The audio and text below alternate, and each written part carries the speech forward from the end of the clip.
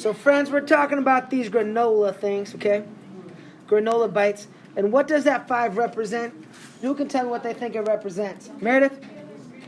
Yeah. The other ingredients.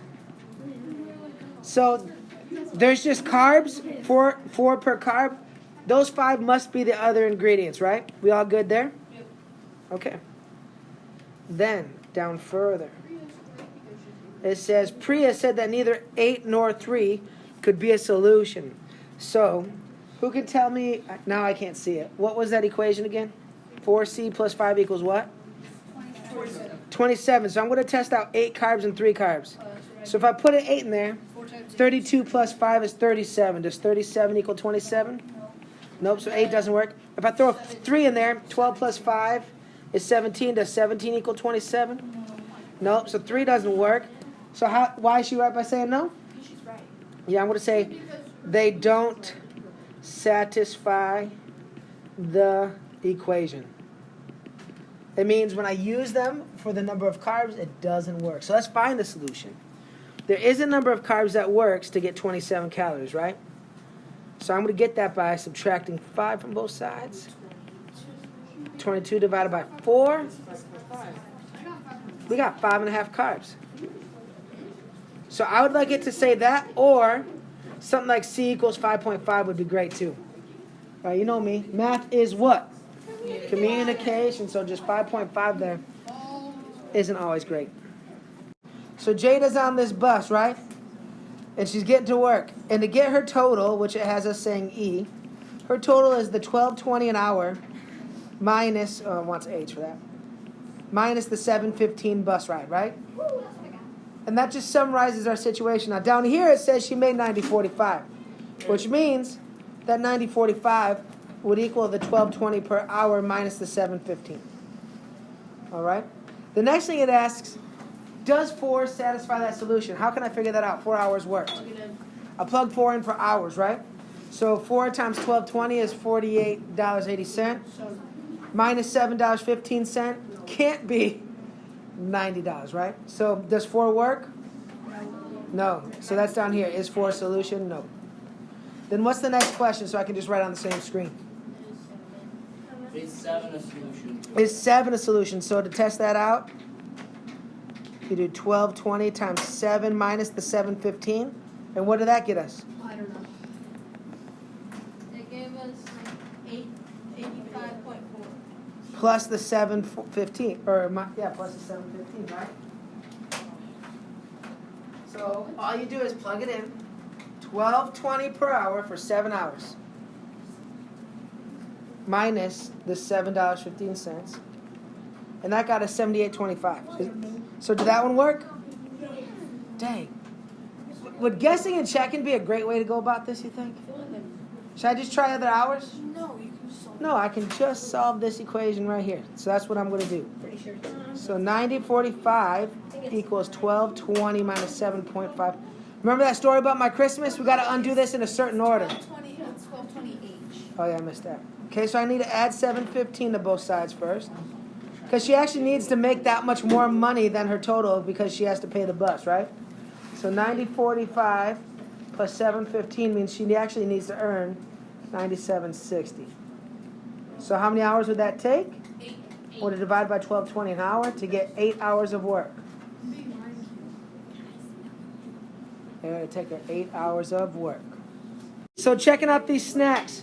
Does 5 grams of protein and 2 grams of fat work? No. Well, let's test it out. 5 proteins, 2 grams of fat. Does it equal 60? 20 plus 18? Does 38 equal 60? Nope. Let's check out 10.5 grams of protein and 2 grams of fat. So 4 times 10.5 plus 9. Nope, 2 times 2. Does that equal 60? Yes, it does. Woo! So this one's a yes. What's the next combo? 8 grams of protein. And 4 here. So 32 plus 36. No, it would be 68. That'd be 68. It's not 68, 78. So what's the next combination that I can't see on there? Oh, we did that one. So 78 didn't equal 60, right? What's the next question? If there are 6 grams of fat, Okay, so what that's saying is, if we know that F is 6, 6 times I can put that in for F, right? Are you guys good with this little equation I'm writing here? All that's left to solve for is protein then. I'm going to skip a little step. Sometimes I like to do that. Are you guys good with that minus 54 right there? Because that's what 9 times 6 is. So 4p has to equal 6,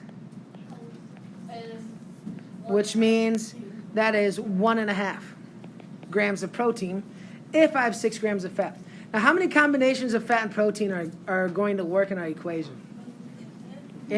Theoretically infinite, right? Because decimals could keep going up.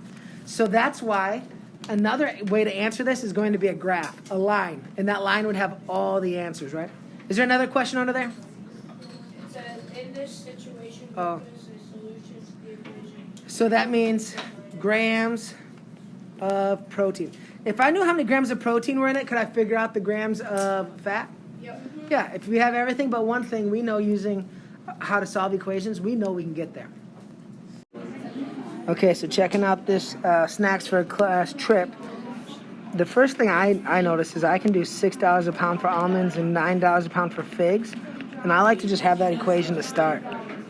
So now this says that she bought 2 pounds of almonds, how many figs? Well, I know $6 per pound plus $9 per pound of figs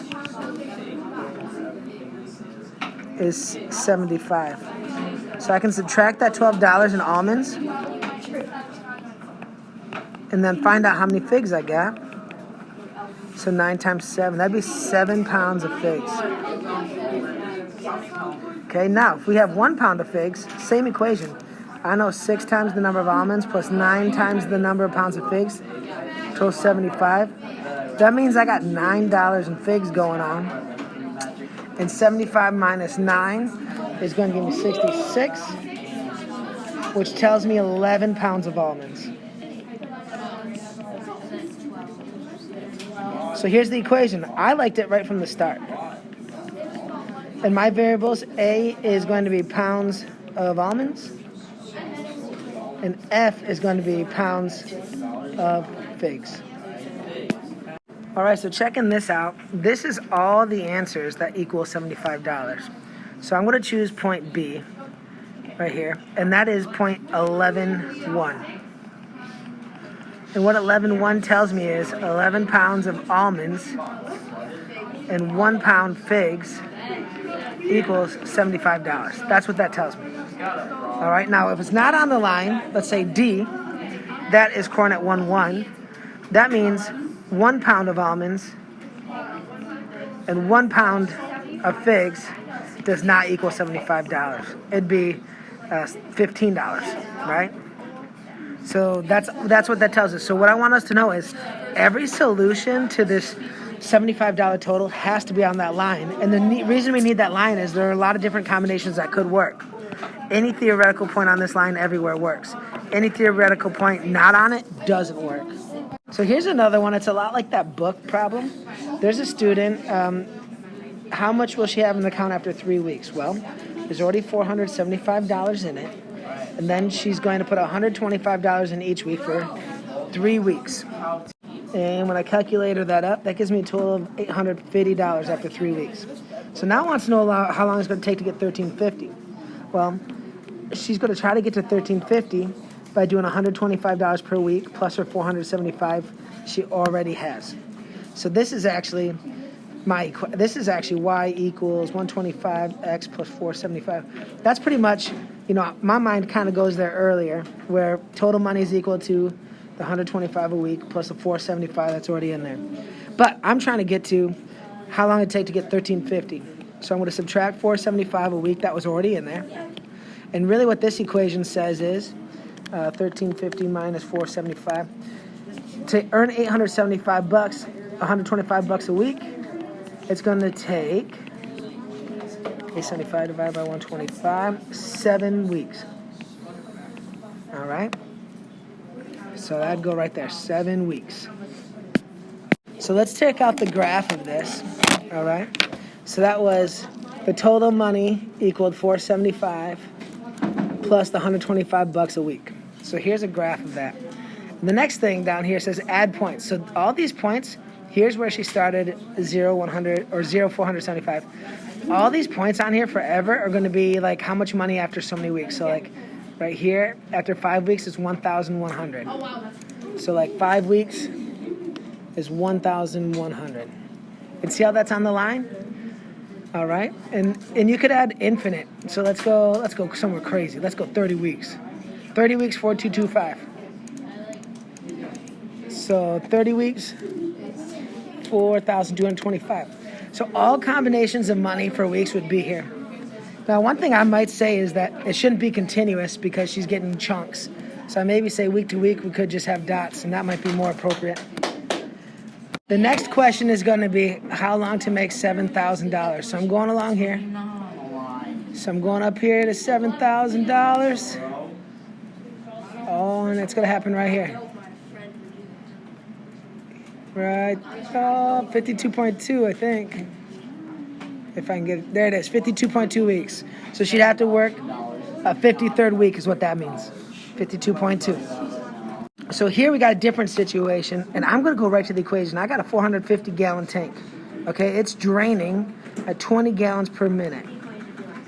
And that would tell us how much is left in it. So after 7 minutes, I got 450 gallons, taking away 20 gallons a minute for 7 minutes. That'd be 450 minus 120. 140, not 120. So 450 minus 140, and that's 310. So 310 gallons would be left. So next, it asks me something different, to have 200 gallons. So that means I need to see how many minutes that is, right? I want to know that. And when that would equal 200 gallons. So the algebra is going to look a little funky because I'm going to go negative here for a second. But I'm going to divide by negative, which is going to pump out a positive answer. So 12.5. It's going to take 12 and a half minutes to get to 200 gallons. But this equation right here works for all combinations. We did a 7-minute 310 gallon, and we just did a 12.5 minute 200 gallon. And this equation will work for all points that are on that line. So let's take a look at this equation. We had 450. We're losing 20 a minute for a new total. So there's our situation. We start with 450. Let's look for some points. After 5 minutes, there would be 350. And let's see, let's get another point. After 13 minutes, let's do 13. 190. So after 13 minutes, there's 190. And notice all these answers are on the graph. Now this one's pretty cool. This one tells us when it'll be empty. 22.50. So 22.50. That means 0 gallons after 22 and a half minutes. That's when it would run out. That's a fun one. We did it, fam. So let's go over big picture ideas. Big picture ideas are we can model situations with equations and find missing parts.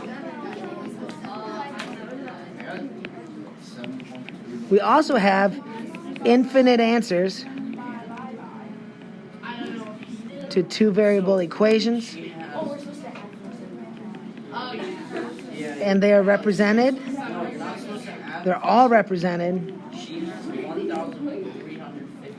on the linear graph, at least for this unit. Okay? And we have infinite answers that do not satisfy